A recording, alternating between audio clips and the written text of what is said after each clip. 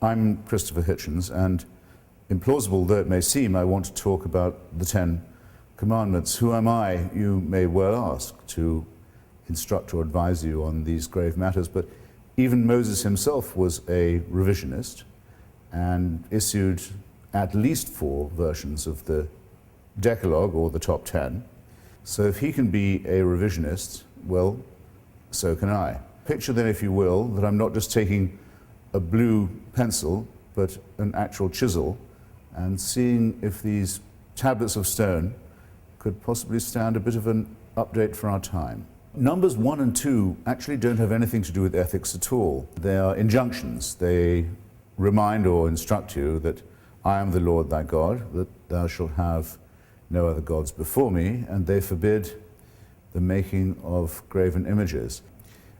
The commandment against the making of graven images, or images of God, is very upsetting to many Catholics who often leave this bit of the commandment out, because where would Christian art and devotional painting be if you couldn't make impressive images of God, his son, his son's mother? Then we are rather sternly ordered not to take the name of this God in vain, and it's then added rather superfluously that you won't be held guiltless if you do take the name of this Lord in vain. Well, no one has ever worked out exactly how to obey this commandment. Is it taking the Lord's name in vain to shout, God is great, while blowing yourself up and killing innocent people? Some say it's obedience to the law of God.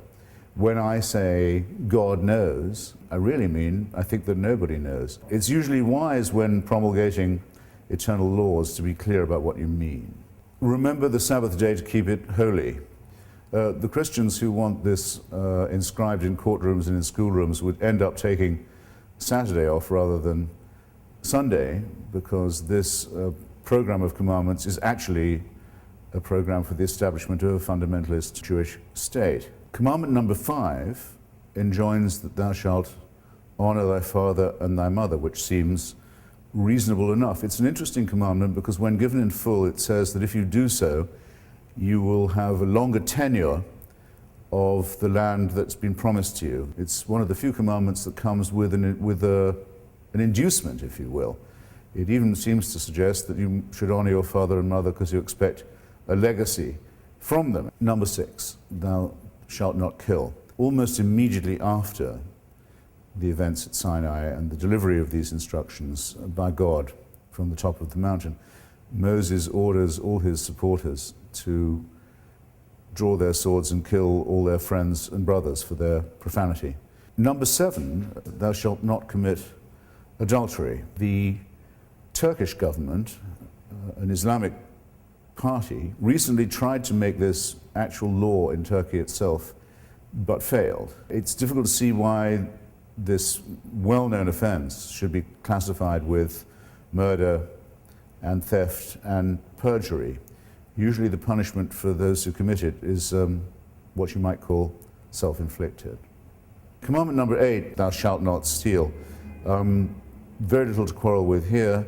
We don't know of any society that has a commandment saying it's okay to steal, or a social custom that allows it. Then we arrive at a moment of comparatively rare nuance and sophistication.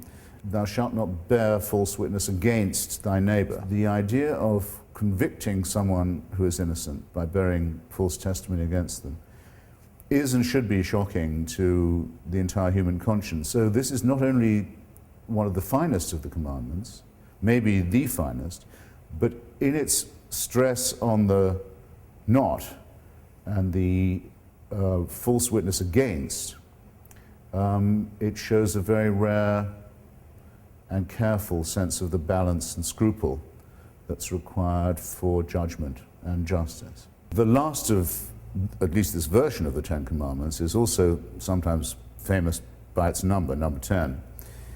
It forbids the coveting of your neighbor's or thy neighbor's goods, these to include his ox, his ass, his wife.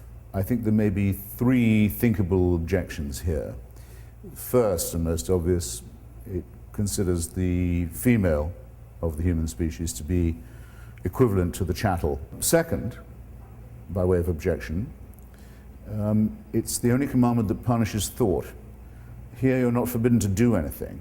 You're forbidden to think even about something. And third, the attempt to suppress an instinct, a desire that must have been put by God into us in the first place. Otherwise, how would we know? The essential division of opinion is this: did God make men, or did men make many gods? There are enough discrepancies just in the well-known version for us to be certain that we're looking here at a God who improvises, who's jealous, who's short of temper, who's inconsistent, or, if by any chance God didn't make Moses and the Hebrews, that the people who made God were jealous, short-tempered, inconsistent, and capricious in their turn. I don't know about you, but as between the consideration that man was made by God or that many gods were made by men, I've never thought there was